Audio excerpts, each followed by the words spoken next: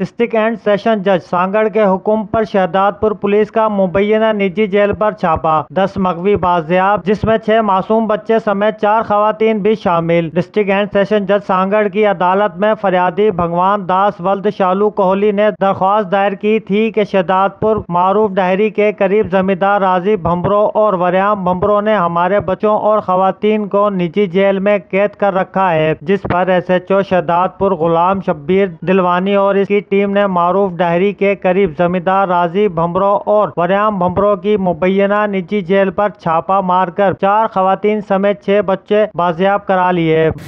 راضی بھمبرو ہاری ہوس کھادو کٹو کونو 2 سال تھیا ہاری ہوس حساب کتاب کری کندو ظلم کندو